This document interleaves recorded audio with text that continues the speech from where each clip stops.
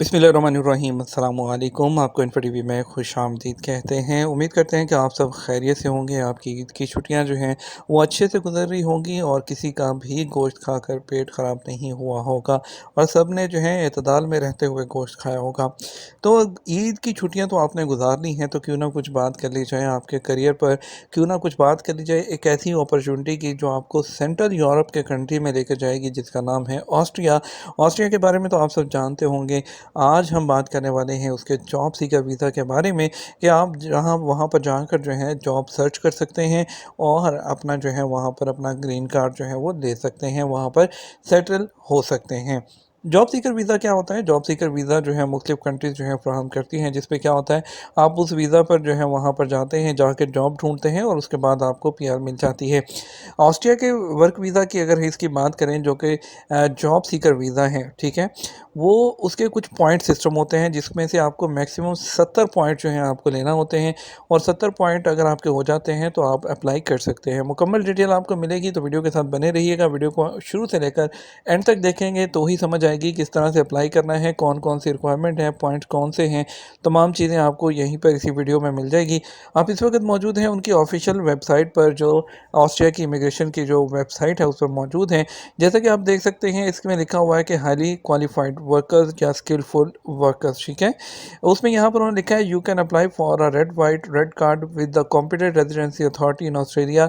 यहाँ पे कह रहे हैं कि आप जो है लीगल एंट्री के लिए अप्लाई कर सकते हैं, जिस पर आप आके यहाँ पे जॉब सर्च कर सकते हैं और काम ढूंढ सकते हैं। जैसे आपको जॉब मिल जाती है उसके बाद आप अप्लाई करते हैं, उसकी आपको मुकम्मल डिटेल बाद में देते हैं, लेकिन पहले बताता हूँ आपको कि पॉइंट कौन कौन से इसमें होंगे, ठीक है। अब सबसे पहले देखिए एलिजिबिलिटी क्राइटेरिया, ठीक है। इसमें आपके पास जो है जो मैक्सिमम पॉइंट्स हैं आपके जो क्वालिफ़िकेशन और स्किल के हैं, वो 40 पॉइंट तो आप यहीं से ले सकते हैं, ठीक है।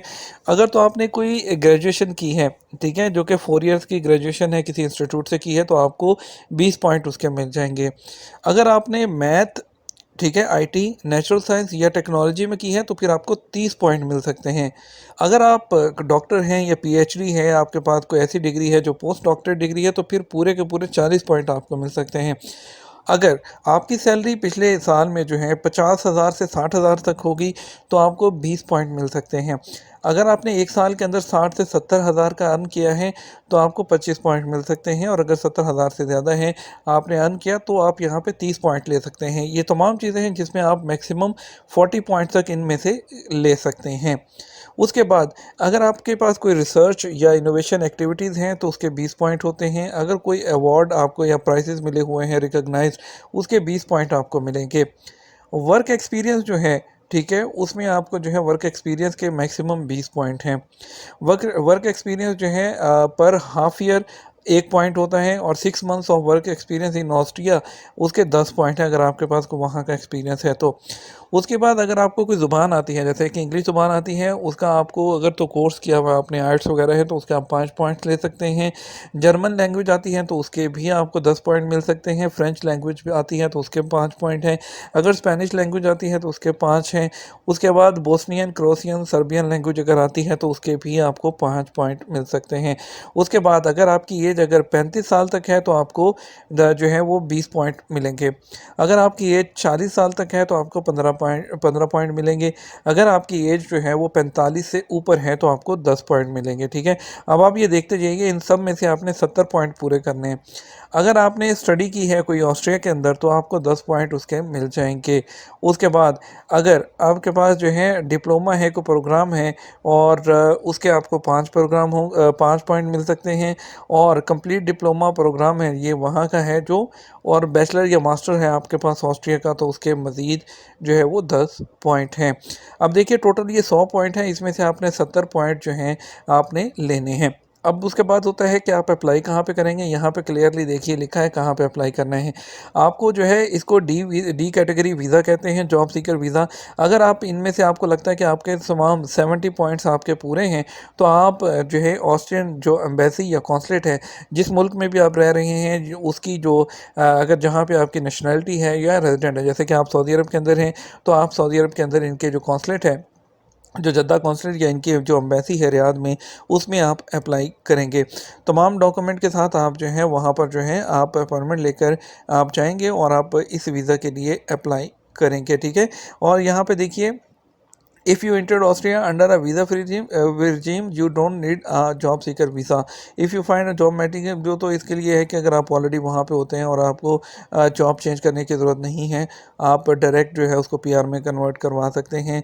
अगर यहाँ पे देखिए नीचे, what happens when I see when employment लॉफर, जैसे कि आप जॉब सीकर वीज़ा पे चले जाते हैं और वहाँ पर जाते हैं और आपको जॉब मिल जाती है तो फिर क्या होगा।